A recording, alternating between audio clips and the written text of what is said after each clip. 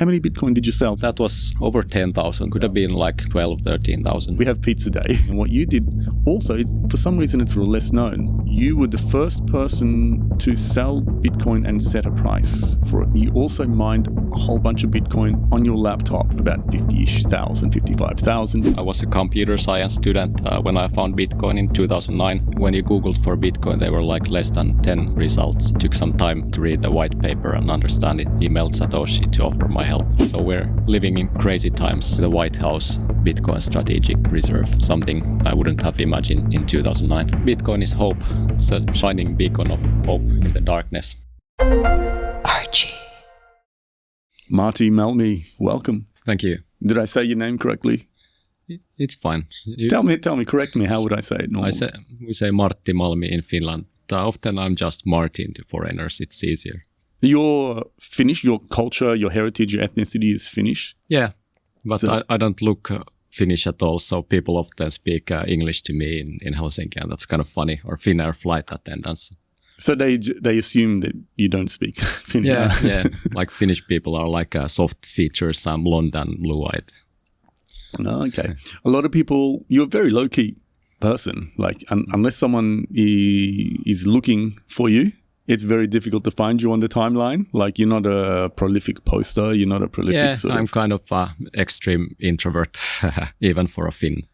And even for someone into Bitcoin, like a very early adopter in Bitcoin, many of them were kind of introverted from what I've seen. Yeah, like INTP, the Myers-Briggs. It's like, was it like 5 times more common or 10 times more common? INTP and INTJ and those types in Bitcoin. I'm an ENTJ. Oh, yeah. And I'm quite an extreme extrovert. Yeah. But as I've been saying, like I learned to live in an introverted way in my 30s. And I actually came to appreciate it so much more. Because, the common assumptions about introverts and extroverts is that extroverts are the show-offs and the introverts are kind of shy, quiet, but people assume that they don't have anything to say. And you're like, hang on a minute, if you actually give them the time and space, the reason why they're introverted is because there's so much going on inside. It's not that they have nothing to say. It's just that they're quite happy because there's so much going on. They're quite happy to just engage with their own thoughts. Yeah, it depends. I also enjoy human connection very much, and being kind of different wavelengths sometimes with people. It's sometimes difficult. But how do you like to, as an introvert, how do you like to engage with people? Like, do you still enjoy like social environments? Yeah. Because as an extrovert, I no longer enjoy loud, busy places. If it's more than 3 or 4 people in a gathering, I just... Yeah, smaller groups are of course easier. Yeah, and these Bitcoin events pretty good, fellow INTPs. So you like these conferences and... Yeah, very much. I'm quite the opposite. See, well, at least the stereotypes would be that the introvert wouldn't enjoy it and the extrovert would love the platform of being, able to speak to so many people. But I find it, I'm not quite used to being at conferences yet. And I'm not even recognized. It's not that element. It's just, there's just so many people and I just want to hide in a corner and talk to 2 or 3 people and just enjoy that sort of conversation. Tell people a little about, as an introduction, tell people a little bit about who you are and how you wish, I guess, to be introduced to the audience. Because there's so many different ways that we could do that, but I'm interested in what you'd prefer. Who I am. Maybe the story revolves around Bitcoin, pretty much. Story of my life. I guess I'm a coder. I was a computer science student when I found Bitcoin in 2009. Was thinking about the world a lot. Libertarian, passionate about freedom, but I didn't believe in politics at all. So I thought with technology we could better change the world. And I figured money would be the most impactful thing you could change. Because everything runs on money. If you control transactions and the money printer, you have too much control over everything. Found Bitcoin, which was just had just been released. Took some time to read the white paper and understand it, and emailed Satoshi to offer my help. That's how I found Bitcoin a long time ago. We could return to that, but these days I work with Nostr.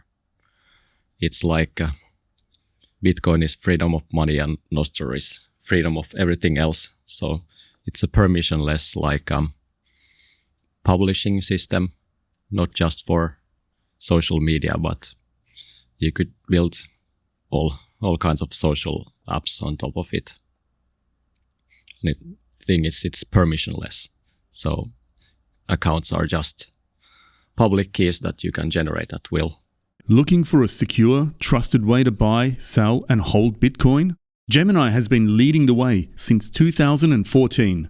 Founded by the Winklevoss twins to be a security-first, fully regulated Bitcoin platform. With Gemini, your Bitcoin is protected with enterprise-grade security, backed by insurance and Type 2 certifications for SOC 1 and SOC 2. Whether you're new to Bitcoin or a long-time hodler, Gemini gives you the tools to stack sats and build generational wealth your way. From simple one-tap buys to advanced charts and trading features, it's all here. Buy, sell, and hold securely. That's Gemini. Gemini. Bitcoin with confidence.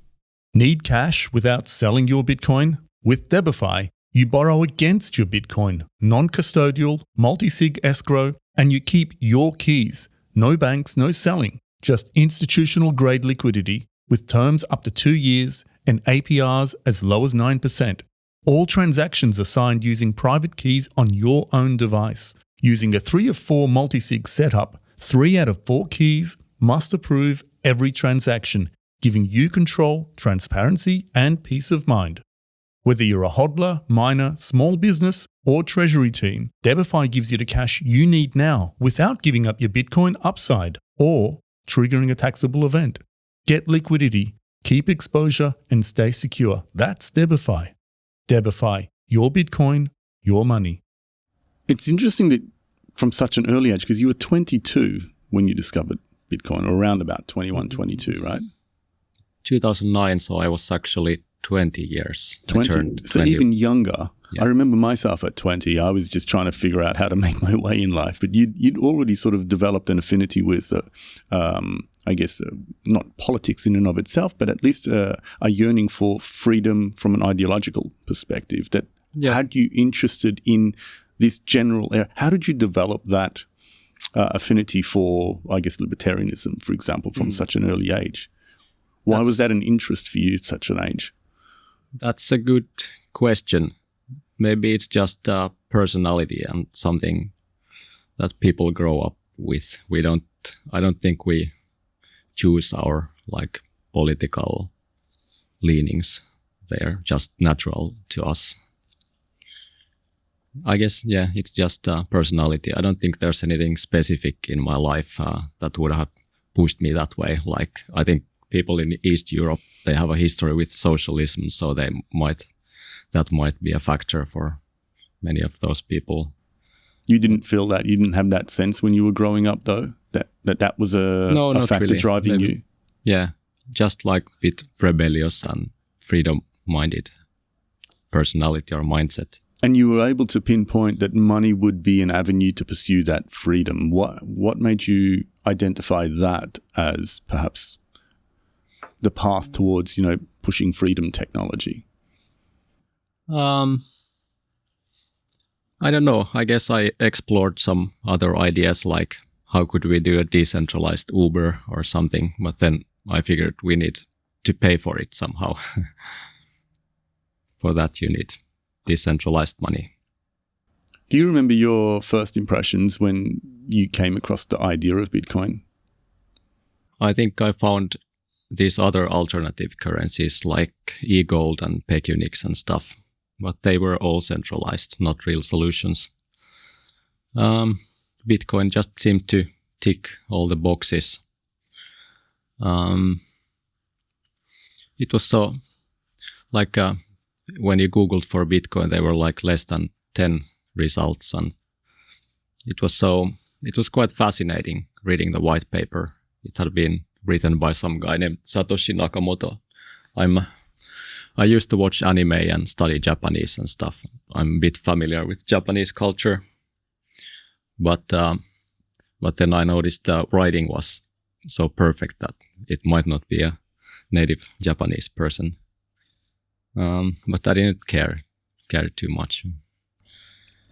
I guess internet culture, I presume that you were accustomed to dealing with people who were, representative through an avatar or anonymous online or pseudonymous online. So that didn't bother you. It didn't raise any kind of suspicions. It was just a natural part of being online at the time, right?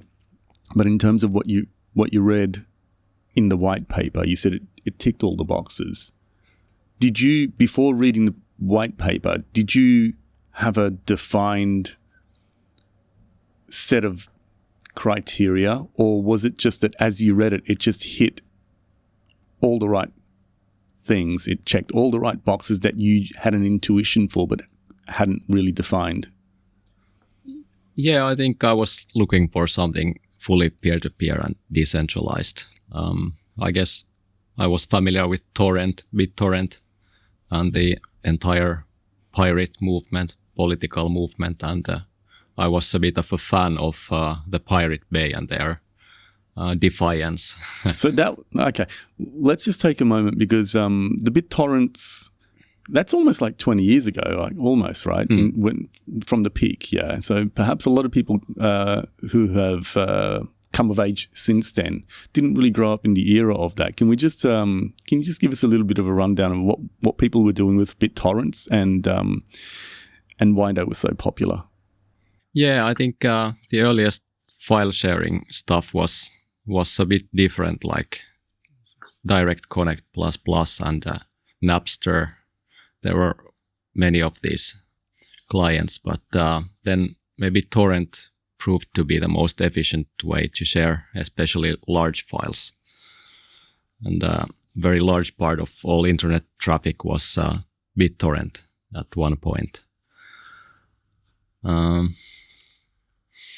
But the thing is, it was not fully decentralized, and maybe it still isn't, like the torrent indexes, the search engines, and well, now the trackers that find peers are not as essential with there's distributed hash table, which helps with that, but still you need to find the torrent files and stuff. And that's what got the Pirate Bay and other sites in trouble. In a way, freedom of speech has been limited, even in Finland. In this regard, you're not allowed to do these indexes of copyrighted files. And I think the Pirate Bay guys were pretty harshly sentenced. So the Pirate Bay, for people who are wondering, it's probably the most famous torrent site that I can recall. Yeah. And it was where you could find all the music you wanted, all the movies, all the TV shows, just basically anything entertainment related, and even more than that, really. But primarily, like most people, that's how they were using it. Did you use it for anything else other than sort of entertainment? Was there a technical aspect to that perhaps was hidden from most sort of normie users like me? No, not really. Maybe not. But these days with Nostr, I'm looking into BitTorrent again. Because, Nostr is for textual events, like with a maximum size of maybe 60 kilobytes or something. And when we link media on Nostr, you upload a file. It's still it's not a decentralized system. You just upload it to some server and put the hyperlink into your Nostr post. Well, now we have content addressed URLs, something called Blossom. So it's like the file name contains the hash of the file. So you can verify when you download that it's actually the file that the author meant. Or you could query it from many different servers if the one URL fails. But we still need to improve upon that. And actually the BitTorrent version 2 could be an interesting solution. Like with the Nostr Blossom, you need to download the entire file. You can download it only from one server, and then you can verify the hash. But with the BitTorrent thing, you could do actual peer-to-peer download from 10 peers at the same time. Maybe you download a video and you verify as you go. So there's some technical advantages to that. I think file sharing on Nostr will be powerful. And we really need to go into the peer-to-peer direction there, because file sharing especially is so risky and moderation heavy.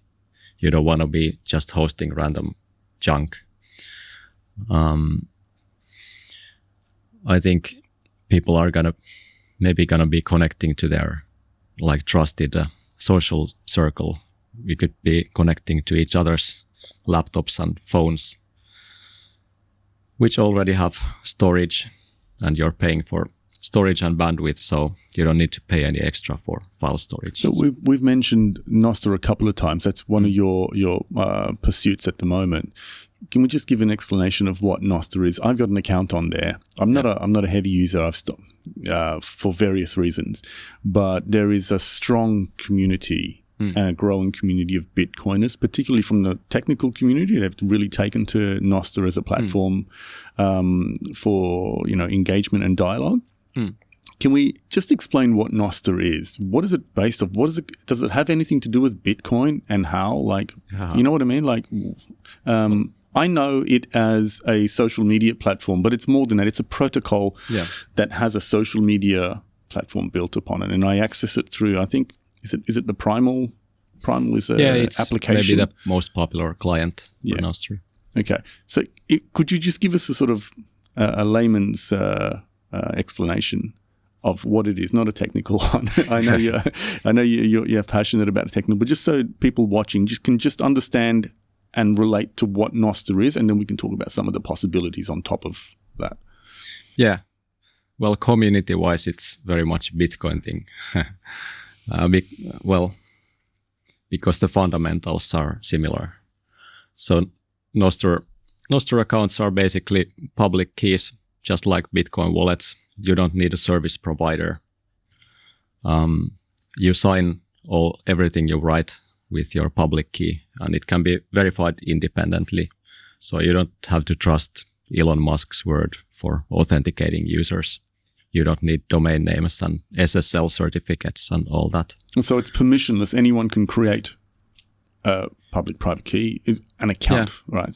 Anyone can create that, and so no one can stop you, and then no one can stop you from accessing that either. Yeah. So that's one thing that it's got in common with Bitcoin wallets, for example. Anyone can generate a Bitcoin address. Yeah, and because it's like self-sovereign, like atomically verifiable, all the data, you can synchronize it over any kind of transport.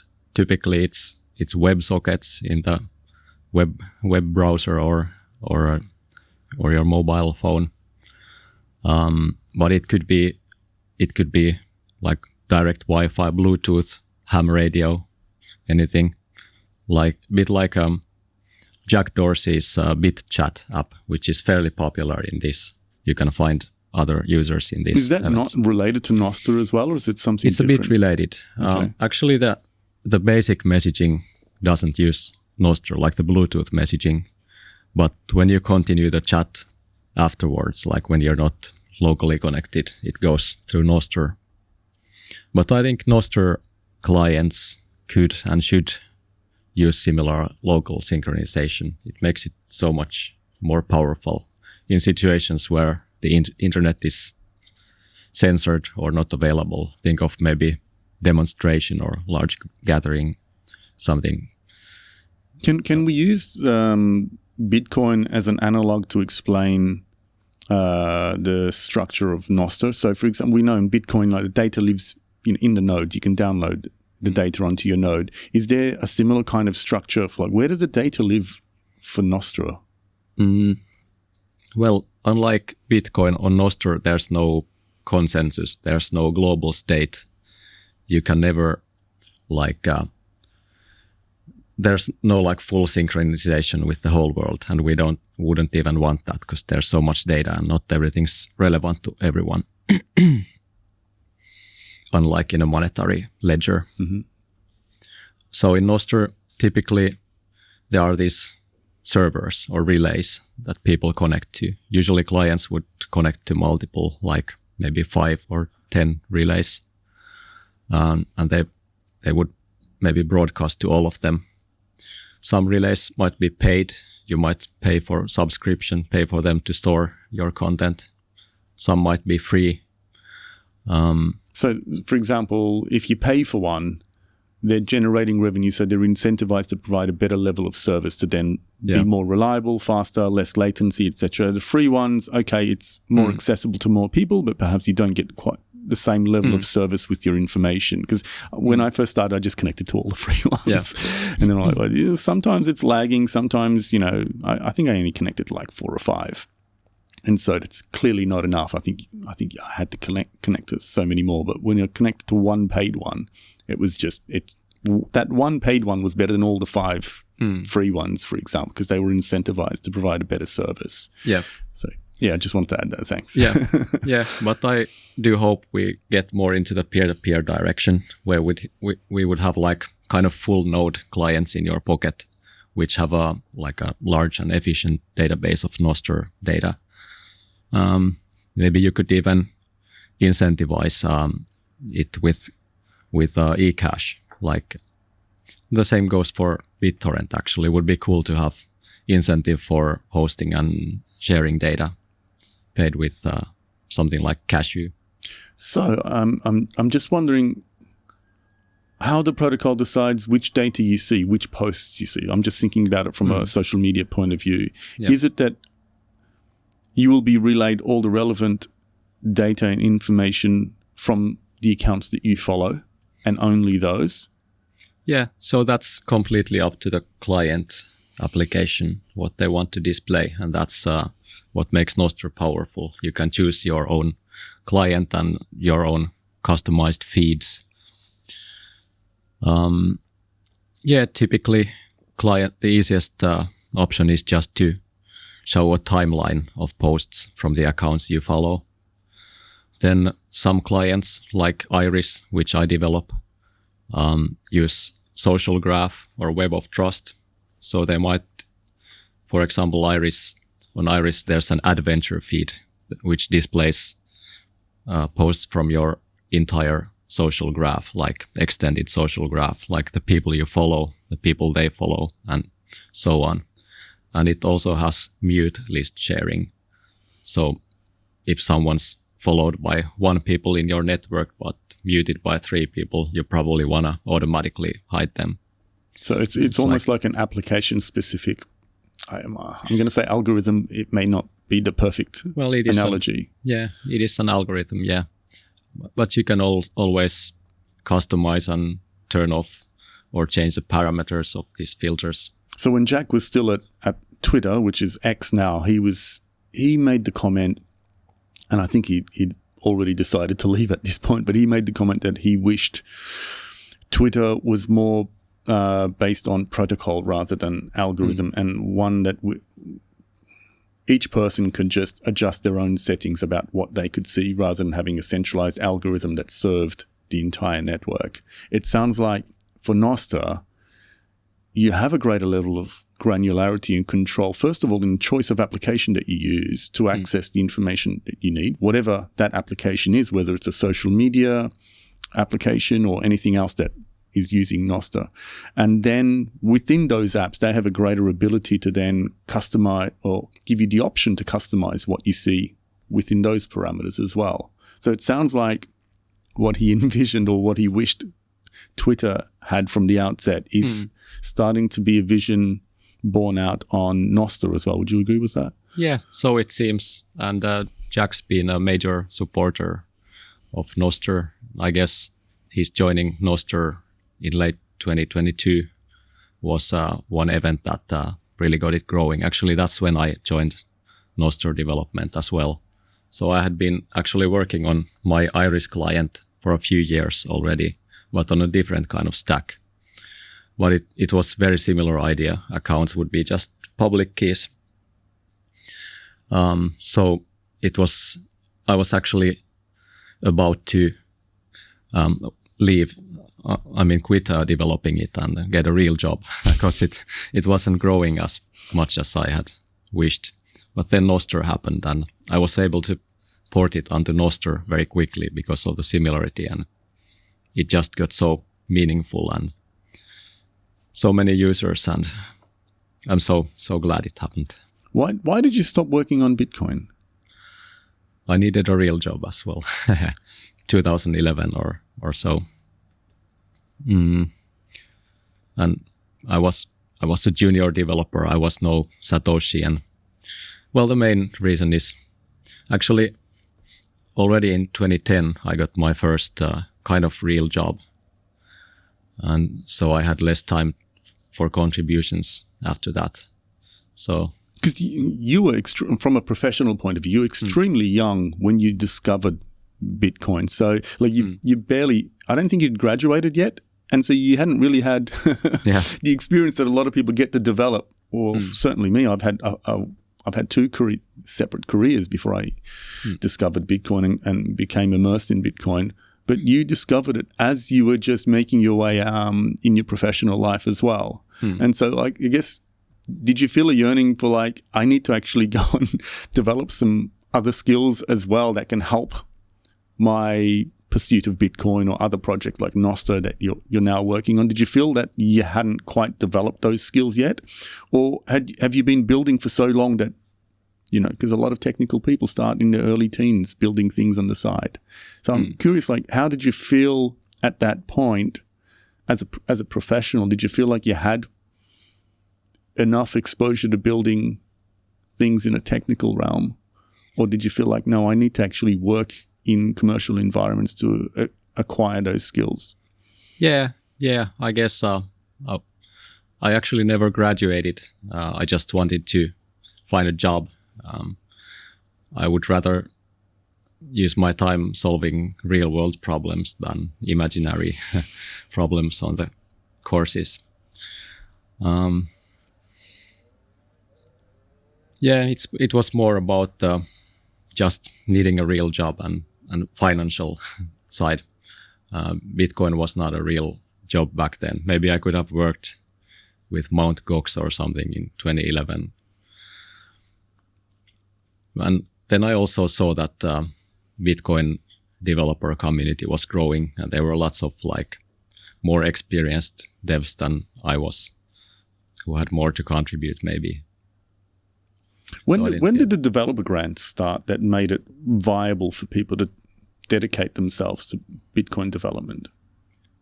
I'm not quite sure. Now there's OpenSats and probably others, but I don't know how long they've been around. Maybe 2015 earliest. Yeah, sometime after that. That's well after you sort of decided to do things that could actually pay your bills, get a real job.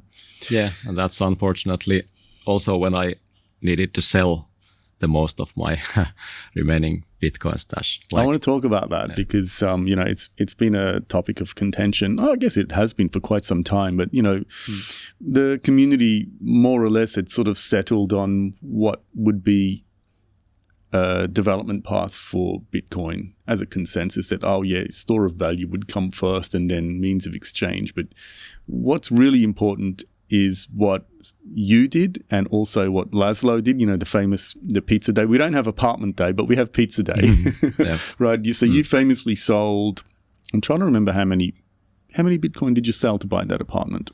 That was over 10,000. Was it 10,000? Could have been like 12, 13,000. But even before that, you were the first person, please correct me if I'm wrong, to sell Bitcoin and set a price for it. I think you sold a bunch for about, $5 or something? Yeah, the guy called New Liberty Standard, who ran this interesting website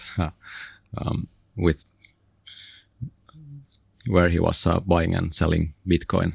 To get it started, he wanted to buy some Bitcoin from me. So to set the scene, Martti, you were you were one of the, I guess you were the earliest collaborator with Satoshi, and you also mined a whole bunch of Bitcoin on your laptop from a very early point of view, point in time. It was something, it's been reported in the range of about 50,000, 55,000. Yeah. And then you sold a bunch, I guess, to create some kind of price reference. Or it maybe not to create a price reference, but that's in fact what it did. And at some other point in time when Bitcoin had gained some more momentum and value, as a 22-year-old, you thought it was an opportune time to actually, if I can buy an apartment for myself at such a young age, what a fantastic opportunity that is, right? And so that's what you did then.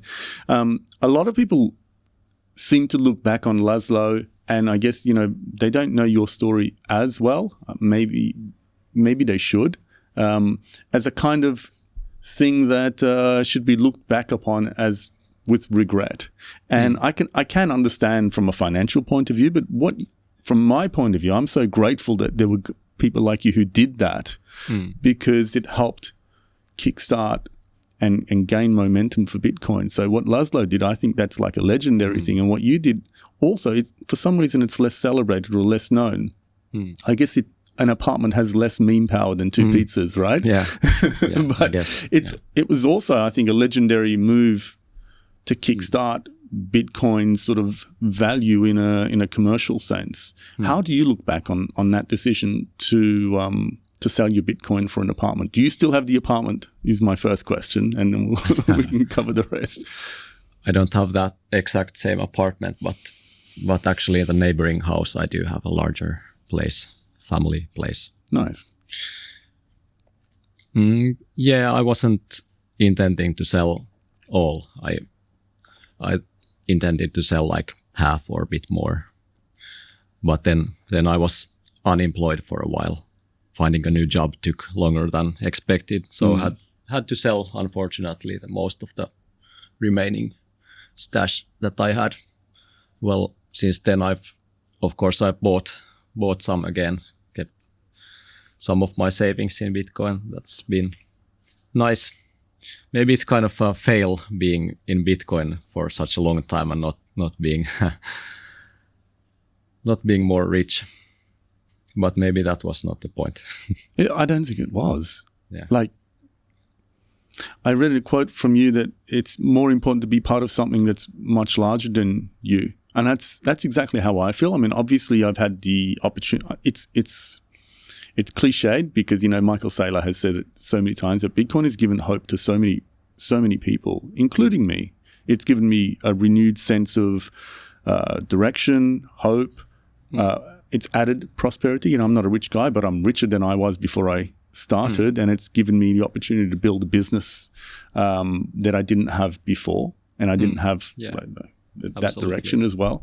And when I started this, I quickly realized this is just so much greater and more profound than my financial circumstances alone, which is nicely improving. But it's humbling to see how profound this whole movement is and the change that's being affected.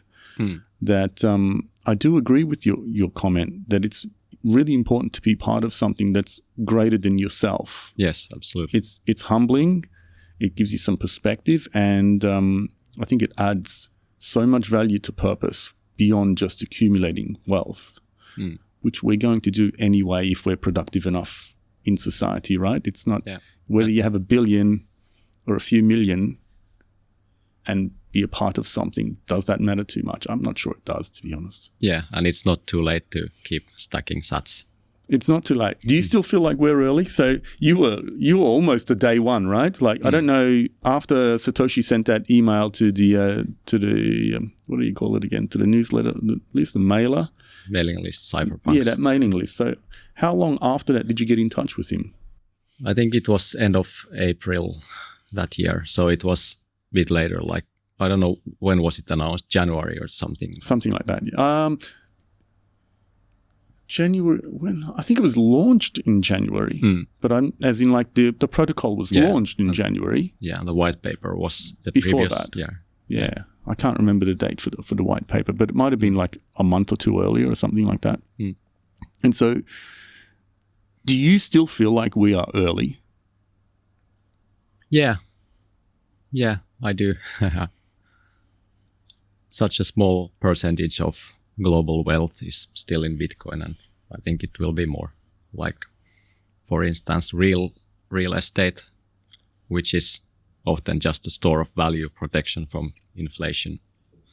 Like, I just retweeted Safety in Amu's comment on this. Like, about the ethics of using real estate as a store of value, which then pushes out families and makes them unable to actually develop a sense of safety and security to then have children.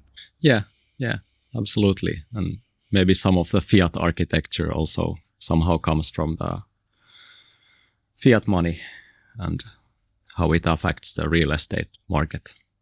When we look back on some of the musings of the early Bitcoiners on the forums, we see how Hal Finney, for example, was projecting the total addressable market and what that could mean if Bitcoin were to attract a certain amount of capital. When you were around and people were having those conversations, did you perceive them as something that could realistically be achieved back then, or was it just fanciful discussion just like intellectual discussion for the sake of, passing time or just engaging in conversation? Because it just seems like, when you got something that is yet to have even transactional value, let alone some sort of commercial application, and here we are, like highly intelligent people, no doubt, and, rooted in reality and all the rest of that, solving real world problems, but talking about these great fantastical situations where something that was launched months ago is going to take over the global financial system. How was that perceived? Like those scenarios that people were outlining, how did you guys perceive them in the early days? Was that like, this could really happen, or it was just conversation to pass some time? Yeah, I guess many people realized that this is actually theoretically sound and this could actually happen, but the implications were so incredible that it was really hard to actually imagine. I couldn't have imagined all this. Over the years, Bitcoin has been providing these larger than life moments, kind of a very funny and interesting moments that you would not have expected back in 2009. I think 2014 or so, there was some Spice Girl pushing Bitcoin, and that was funny back then. And then there was Senator Schumer talking about Silk Road. That was grim, but kind of interesting. And just all these moments over the years. Recently, the White House Bitcoin Strategic Reserve announcement, something I wouldn't have imagined in 2009. I heard about Bitcoin around about 2011, and then I found some comments of mine around 2013 on a forum as well. And conceptually, I sort of understood it. I get it. Yeah, like compare it to gold, and like why should gold have value beyond the fact that there's just this really long, many thousand-year-old social custom around it. And issues like intrinsic value. What is intrinsic value anyway? Because these are arguments that would come up in the early days of Bitcoin, and even to its detractors now, they still bring up concepts like intrinsic value as a way to detract from Bitcoin's real value, or to undermine its value.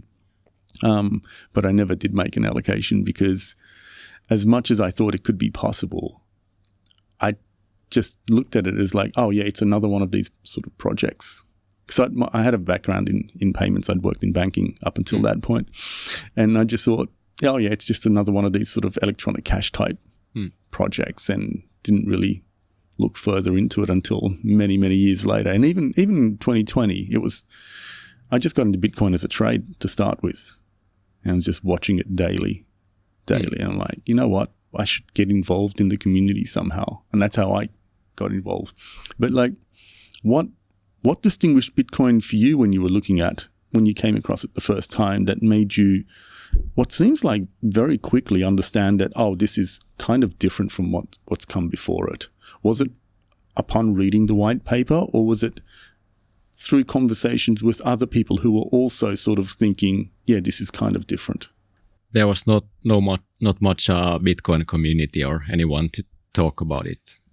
Well, I was not on the cypherpunks mailing list, so and I set up the Bitcoin forums later that year, and it grew pretty slowly. Like there were just a few of us, like less than 5, less than 10 people or so in the first year. So you pretty much needed to figure it out by yourself. It was a group chat, basically. Yeah. Yeah. Yeah. I spoke to Adam back, and he's famously featured in the white paper about what those early days were like and what it took to actually keep Bitcoin going. Because he famously sort of noticed it, read about it, was kind of interested, but then disappeared for some time. Like he went off and did other things in his corporate life. He had a corporate career, and then came back to it later in, I think, 2013. But in the interim, it was you and Satoshi keeping sort of Bitcoin alive, trying to keep it alive. What did you have to do to get the attention of the initial users? Because whenever you start up anything, whether it's Bitcoin or it's an app, the hardest thing to do is to just get anybody to pay attention to it, because everyone's got their own existing interests, right? And from my understanding in talking to Adam, Bitcoin, it wasn't like it just made this huge splash and everyone was so amazed and a community just coalesced around it because it was brilliant from day one. It sounded like it had to be nurtured, and there was quite a lot of effort in trying to get people to talk about it initially. Like, can you tell us about those early days of just keeping it alive as a project? Maybe I was not too much involved in the marketing. I think Bitcoin just grew organically in the beginning. I mentioned it to people in my conversations. There was an EFF, Electronic Freedom Foundation chairman visiting Finland and giving a talk, and I marketed Bitcoin to him after his talk, maybe 2011 maybe or so. But I was just focusing on the code and on my Bitcoin exchange later. I didn't do too much of marketing. I guess it grew organically. At some point it was mentioned on some, I don't recall, some news aggregator, some like tech news aggregator, maybe Hacker News. I'm not sure. And then it started growing pretty intensely, like so many more signups on the forums. Do you remember at which point that was? Was it after it was published on that, whichever aggregator it was? And so what was it, kind of just like flatline growth, incremental 1, 2 here and there, and then what? So did you feel that there was a kind of a spike in membership to the forums, or how did you gauge that increased interest?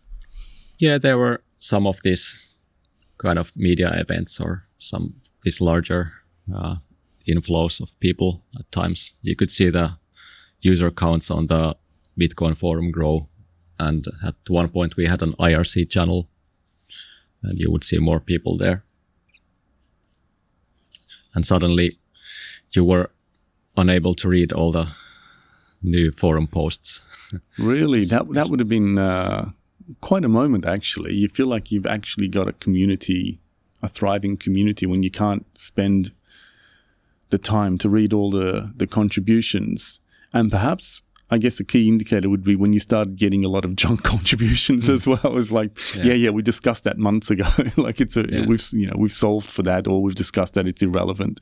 Yeah. You get that in all sorts of forums. But at what point did you think we might have escape velocity from a community point of view? Was it after that Hacker News publication, or was it sometime later?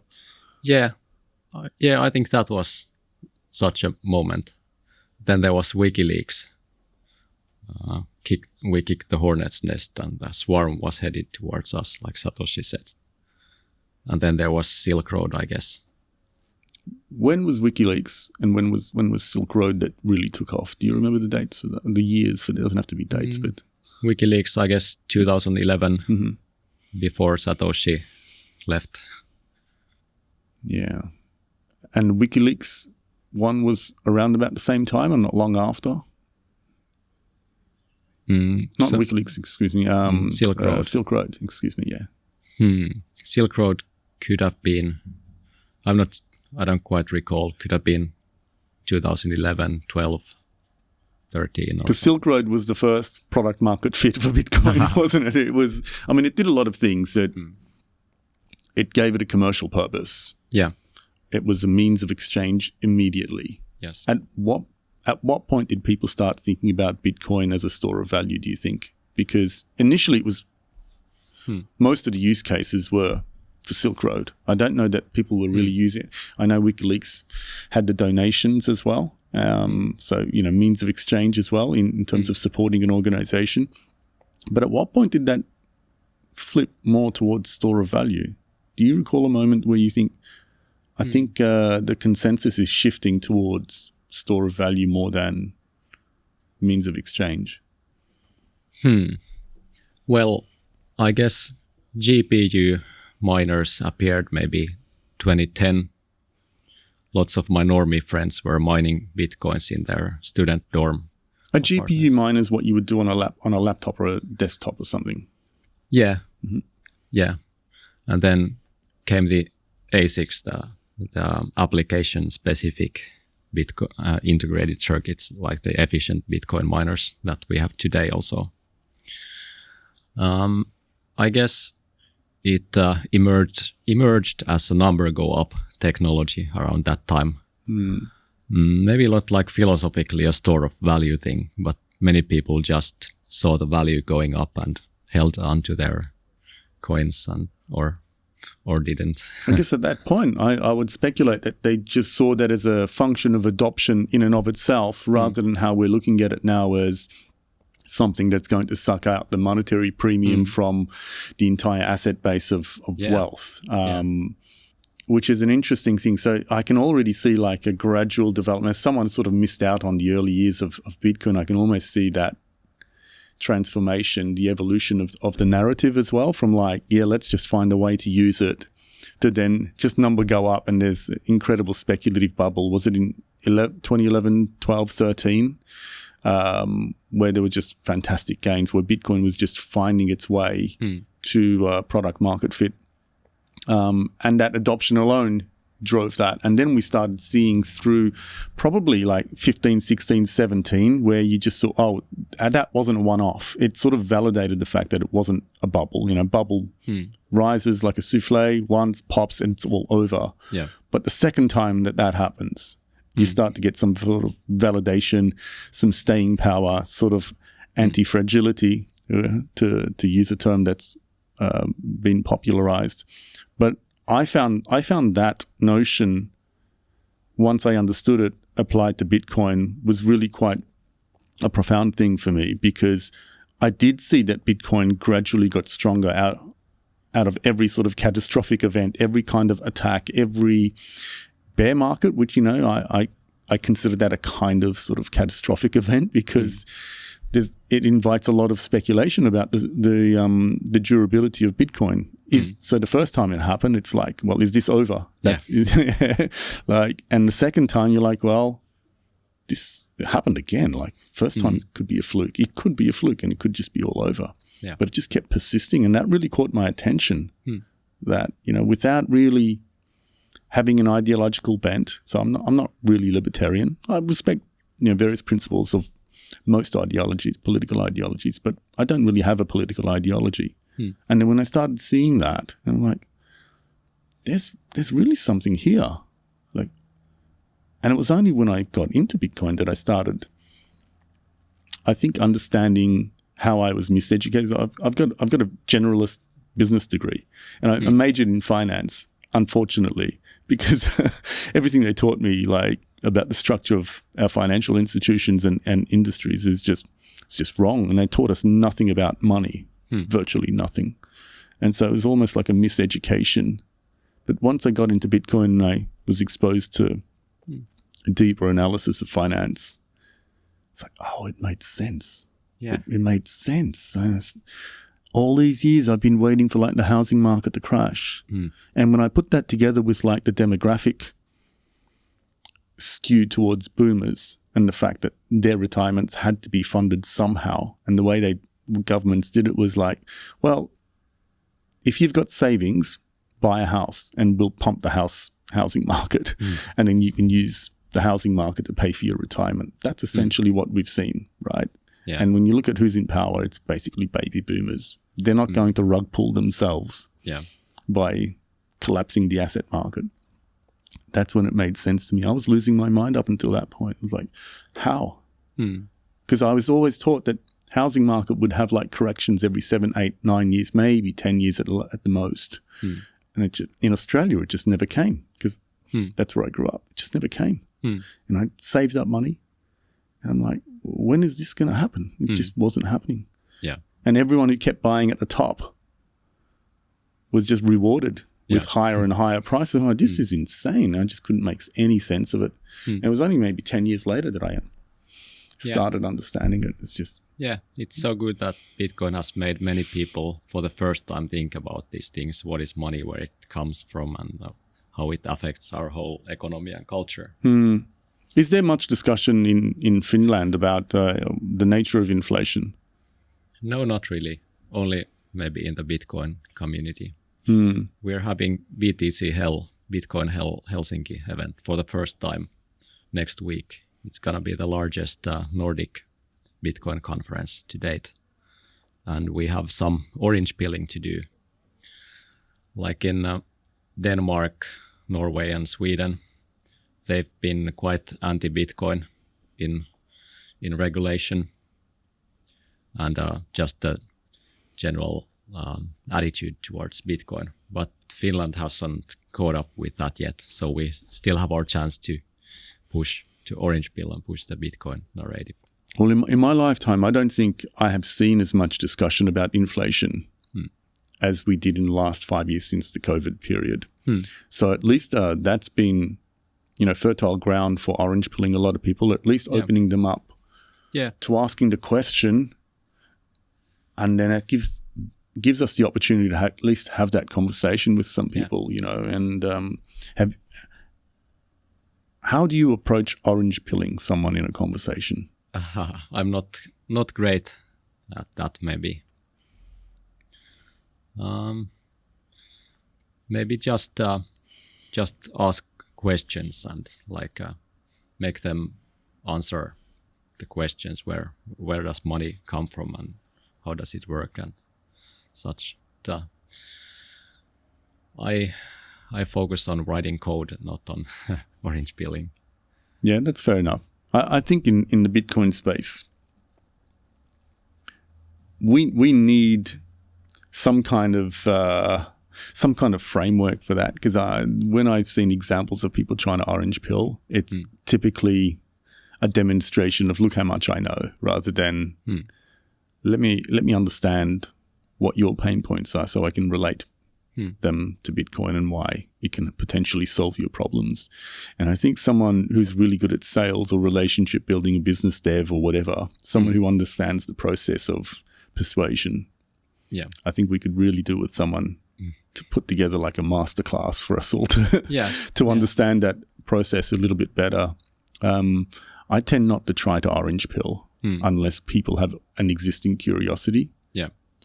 I won't even talk about Bitcoin with people. Like I don't want to, but if they express an interest independent of me or unprompted, I'll ask some questions. That's usually a good place to start. The only thing I know about sales is if your target customer is talking more than you're talking, then that's a very, very good sign. It's the same as, dating and seduction and all the rest of that, right? Anytime you want to persuade someone, if they're talking more than you are, I think they're halfway towards being convinced of whatever you're selling. So it's good to know. Yeah. Martti, there's been a lot of discussion about Bitcoin as a means of exchange or a store of value, and kind of touched on that just a little bit earlier. Do you have a particular point of view that it necessarily has to be a store of value before it then becomes ubiquitously as a means of exchange? I don't really have a strong opinion on this. I guess they go hand in hand in some way. Yeah. I'm of the view that Bitcoin does whatever it does because especially now that, what you've told me about the initial stages of Bitcoin. Initially, it was just a store of value. And it was perfectly fine. And if that's what gave it the product market fit to begin with, well, great, you take that, right? And then number go up, speculative sort of investments were drawn into Bitcoin, and then over time it developed, that store of value narrative developed, and that's fine. And then if the means of exchange infrastructure takes off, and then that develops a product market fit as well, then that's great too. So whatever it can be, that's fantastic. But it seems, I think Jack Dorsey said recently that if Bitcoin does not become a means of exchange, then it will basically die, or it will not fulfill its purpose. What do you think of that? Do you think it has to become a means of exchange to fulfill its potential? I don't know. I'm not sure if it's like necessary, but I think it will, because why not? Because we use Lightning at these conferences, and works pretty well. I like Cashu very much as well. My Iris Nostr client also has a Cashu wallet. It's so cool. You just type in your name and press go, and then you have a permissionless social presence and a wallet out of the box.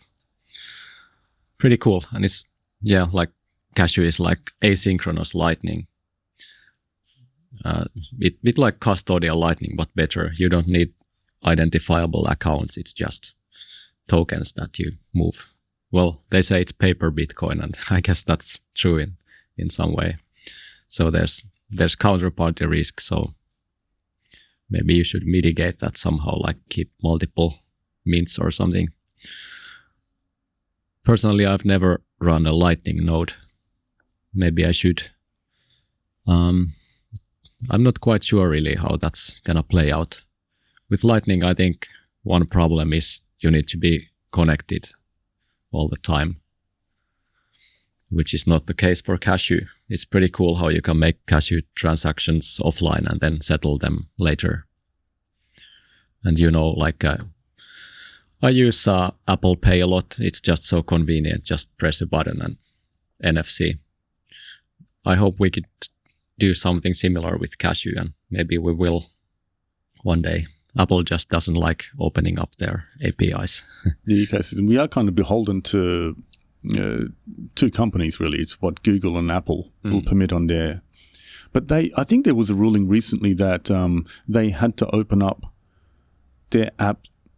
So for their iOS devices, they had to open up the App Store so that users could download apps from anywhere instead of only the Apple App Store. Yeah. So I don't know if that's come into play yet, but that was a court ruling probably less than 6 months ago. So that could open up certain possibilities. Where was that? US or United States? Yeah. Sometimes there's this US or EU specific different policies for Apple. But yeah, I'm a fan of Apple in some way. Like they are a hardware business. Well, to the extent that they are a hardware business, I like them, but I don't like the App Store stuff and being a gatekeeper. The walled garden ecosystem that basically just takes a clip out of everything that goes in or out. Yeah.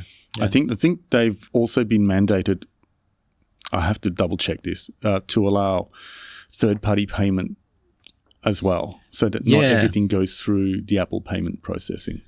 Yeah, but I think it's not like for every developer. It's a heavy process to get approved for that. So I see. Yeah. I don't think we're too far away from Apple allowing Bitcoin payments through apps. It just depends on what you're paying for. I think they're going to push very hard on maintaining their ability to charge a commission on anything that is a consumable on the device, but anything that is not a consumable on the device you should be able to make a payment using other platforms without Apple even charging a commission for that. So we have similar sort of arrangements where like eBay and Amazon, that's what they do, right? But if it's something like you're downloading an app and you're going to pay for that app, they still want their commission, unfortunately. But let's see if that holds, because there are various court challenges to that. But in terms of like, I think clearly now we have momentum in the market for Bitcoin as a store of value. There's no doubt about that. And the means of exchange part, I guess there's a little bit of commentary around the fact that we don't have a solution that can scale, or we don't have a solution that is ready to scale yet. And I guess, Lightning is the most prominent one that I'm familiar with. And the others that you mentioned, I'm not really that familiar with. I've heard of them, but I've never used them. Every time I've used Lightning, I've just been amazed. I have. When it works amazingly well. But every now and then, there'll just be an issue, and I never know what the problem is, whether it's the wallet, whether it's Lightning, whether there's not enough liquidity in the channel. And I don't really care either what the problem is. I just want it to work. Yeah. You see what I mean? Like, I'm a consumer. I'm a normie. I'm not a technical person. Yeah. I don't care about the excuse of why it's not working. I just want it to work. Yeah. What do you see any particular barriers that we need to overcome within the sort of Lightning space that will allow it to scale? That any reasons why it hasn't yet? Is it a question of a large liquidity provider, or is it further technical development that will enable that, or is it just simply a case of we just need merchants to want to accept Lightning payments through their terminals? Yeah. When it comes to merchant acceptance, I think just accounting is one major issue. The accountants don't know how to deal with Bitcoin. Yeah, even custody is maybe easier to solve. But yeah, I recently had to change my accounting office because I wanted to keep Bitcoin on my company balance sheet. Yeah, I think that's one major hurdle, and not just the accounting practices, but then the taxation and everything, capital gains and stuff. So we've seen movement on that in the United States. The Trump administration is going to introduce a law.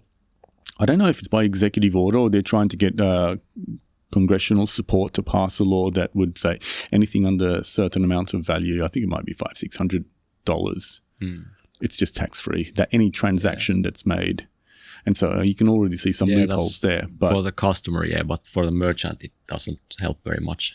They still need to about pay. How they then do their back-end accounting as a company receiving revenue in Bitcoin. Yeah.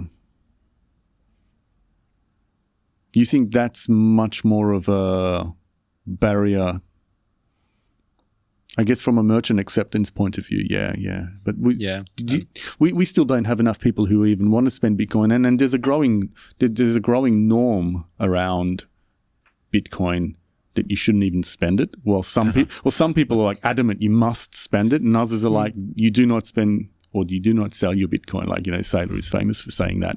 And I wonder if people are like, he's saying that in a particular context, right?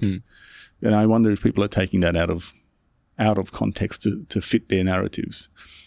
As an investment, sure, you buy and you hodl, right? You do not sell your Bitcoin. You hold on to it as much as you possibly can, right? Yeah.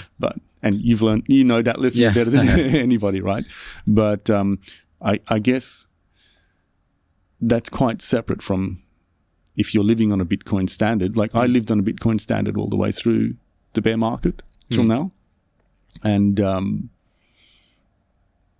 I have to sell because otherwise I don't eat. All your income is in Bitcoin. Yes, that's right. So it's like, okay, if I don't sell, but so like, I know that when Saylor says you do not sell your Bitcoin, he's not talking to me about, what I need to liquidate to pay my bills. He's talking about what your hodl stash is. You hold on to that as hard as possible. Yeah. So it's like, I don't know why as a community, and perhaps this is a broader issue, we need to argue from extremes. Like it can be both. It can be both at the same time simultaneously, but clearly the product market fit now is store of value. Yeah. Maybe online payments in some contexts can be useful. What kind of contexts? International, maybe fairly large transactions. I think some flight companies have been accepting. Like travel holiday companies, Yeah. is that what you mean? Yeah. Yeah, as long as there's no like KYC requirement, which just messes up the whole experience. Well, I know that there's a VPN company out there. We don't have to plug them, but I'm not affiliated with them in any way. Yeah.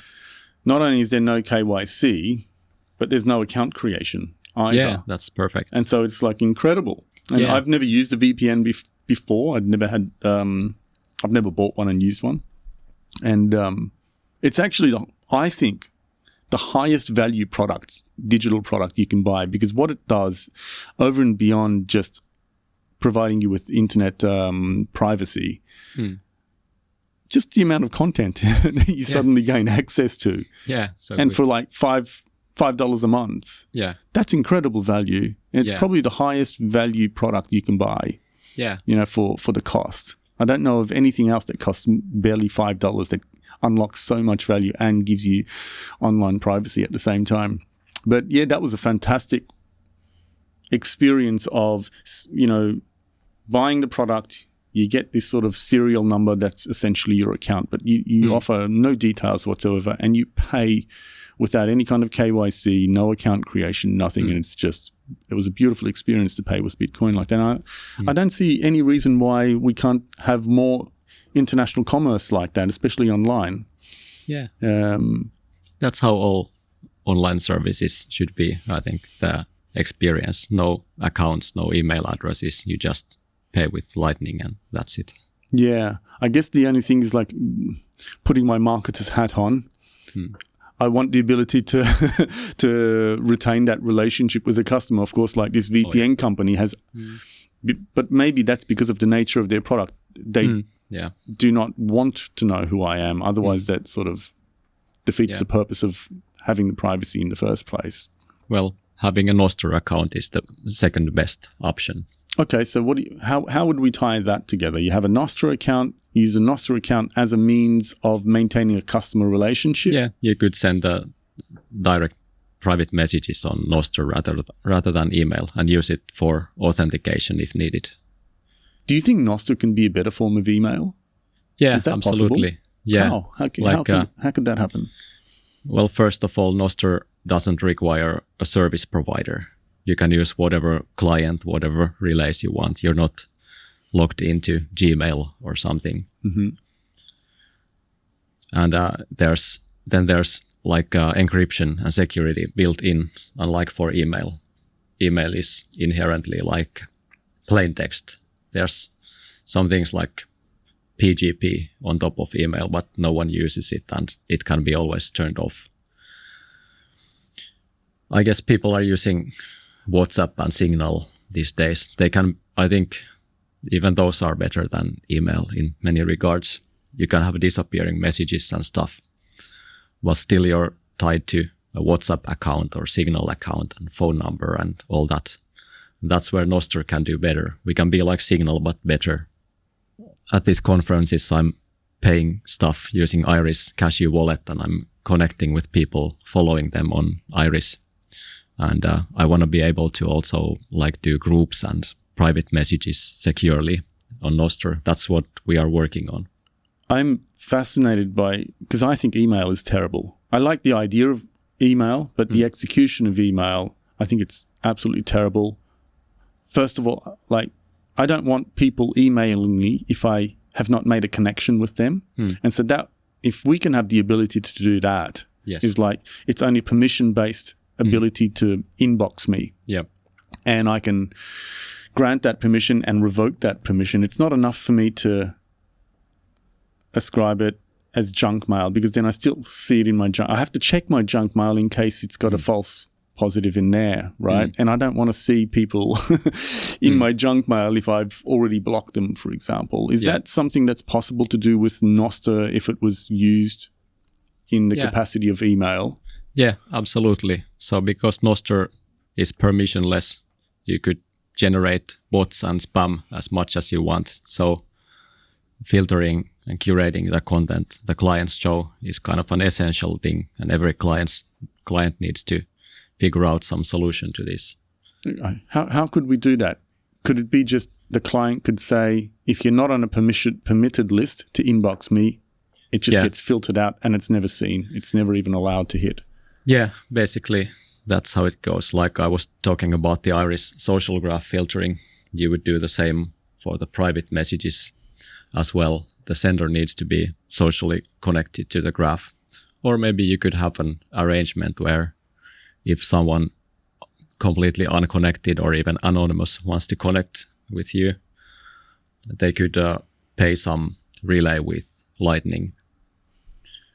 Or they could pay you directly with Lightning to get noticed. Or you can even have like a refundable amount. So, okay, you can pay me like 20 quid if you want me to put you on my permission list. And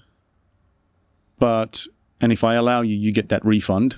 Oh yeah. And if I don't allow you, well, then you've just paid me to read your message and you're getting blocked, for example, right? Does that make sense? Like these are all the things that sort of come into my mind about incentive-based. That's actually a great idea. You could do it on Cashu. You could send like, here's $100 Cashu note in this message. So your client would automatically show it, but then you can just return, not claim the Cashu note if it's so worth you it. don't get time wasters, you don't get spammers, or if you get spammers, it's at a cost to them and it disincentivizes them. Like if someone wants to send me spam at $20 a pop, I'd gladly I'd gladly accept that, and I'll put that price there and say, okay, if you want my attention for $20 to block you, I'll do that. Yeah. And there's something called Zapvertising on Nostr. So there's Zaps, so explain that.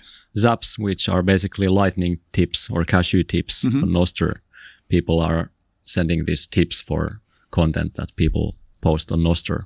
And it's, I think a lot of Lightning usage these days might actually be Nostr tipping. And it's pretty cool. So what they do is they zap you, that gets your attention. Yeah. And then you either like see the account which is zapping you, which might make you want to follow them, for example, to establish some kind of a relationship. And it costs one sat, for example. You could do it. Yeah. And some clients show the top zappers of each posts in some sort of a list, maybe with a comment. So that's one way. I think Adam Back's blog stream was Zapvertising at some point, and you could be tipping a lot of people maybe, or some of the most popular posts. I think I've been like envisioning like a Zapvertising canon. You could allocate like $1,000 to spend on, and it would automatically zap it to many people and many Do you posts. have to be following someone to zap them? No. Okay. No. I've just got a great idea. Yeah, we'll talk about it offline. So I think that's a fantastic way of doing it.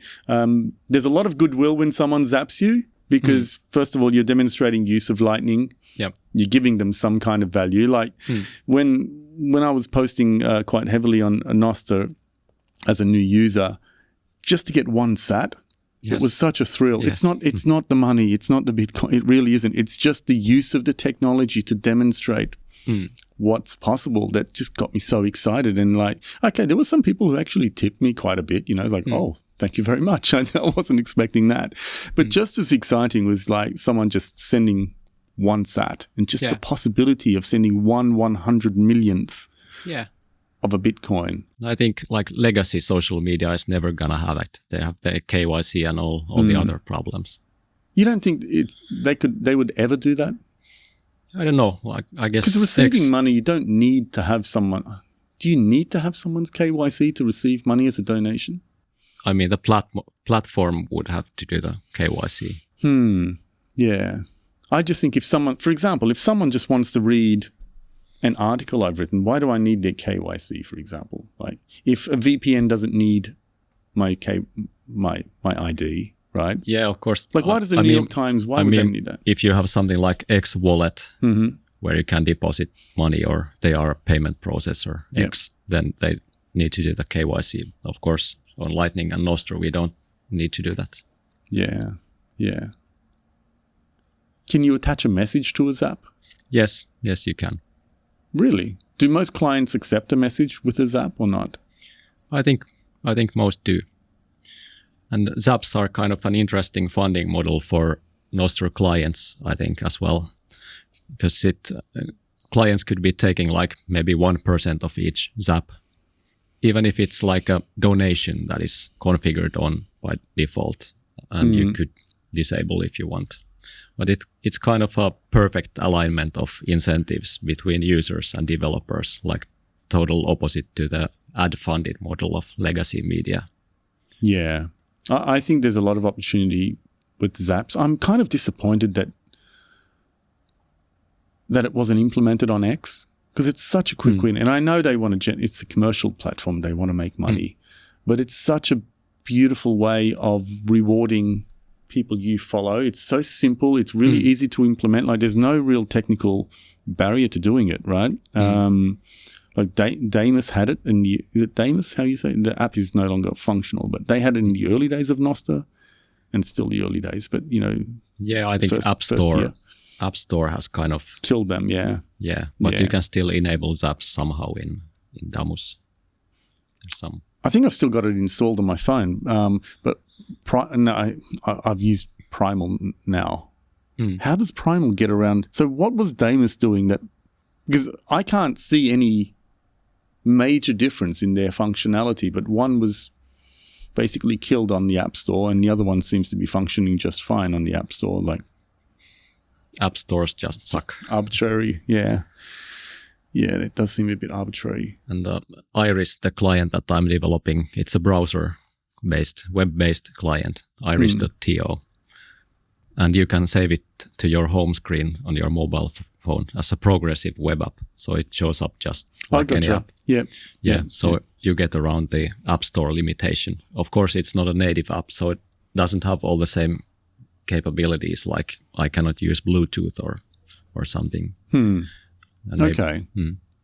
Yeah, okay. But, it's better than nothing, isn't it? It's like multi-platform out of the box. Do you pay much attention to the Bitcoin price? Because it's one of those things where it's a luxury of having been in Bitcoin more than one cycle. Is you can start saying, oh yeah, I actually don't take notice of the price anymore. It's almost like an OG flex, right? Yeah. Do you still look at the price chart? Yeah, I do.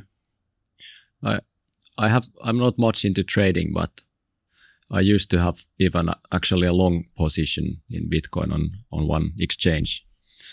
Not anymore, but that was kind of nice. But then there's the counterparty risk and everything. But I do follow the price. It's one of the interesting things, because there's quite a lot of pushback to any kind of trading as, representative of like fiat games. But like one of the oldest Bitcoin OGs, like Adam Back, has been a trader before Bitcoin, from the earliest days of Bitcoin, and he still, trades Bitcoin, and he's an investor in multiple Bitcoin treasury companies, for example. I don't know why or when this started happening, that anything other than Bitcoin as an investment started becoming like haram, for example. It's like, when did this happen? Like you are actually, like Bitcoin can be your store of value, it can be your means of exchange, but it doesn't mean that if you buy Apple stock that you're somehow doing something unethical. But there seems to be that sort of commentary on the timeline that anything other than Bitcoin is just like, unethical or something. And I don't know how that's crept into the discourse. Yeah. No, I don't think it's unethical. It just oftentimes makes more sense to buy Bitcoin. Almost always. Yeah. And there's greater risk in pursuing other investments, but I see nothing wrong with all that. I see nothing wrong with someone investing in a Bitcoin treasury company. It's their risk if it's going to go down. Yeah. So what do I care? Yeah. There are some people who are like adamantly campaigning against Bitcoin treasury companies. I don't know if it's so that they can come back to their posts and say, see, I was right, if they blow up. But inevitably, some of them will blow up, and some of them, the strongest, will survive. Aren't we all sort of free market libertarian capitalists in Bitcoin, right? Like this is one of the principles that I actually do hold quite dear, is that you take a risk and you bear the consequences, right? That's the beautiful thing about Bitcoin in the last bear market, is no bailouts, and we recovered, right? Yeah, true. That's what I love a bit about Bitcoin. No bailouts. You bear the consequences of your own actions. And if it pays off, congratulations, you earned it. Yeah. And if it doesn't, learn the lesson, go cry in a corner. I don't want to hear about it. Yeah.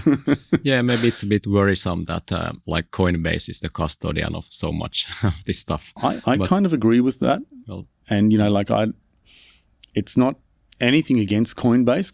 Congratulations, you've built a custodial business that is extremely successful.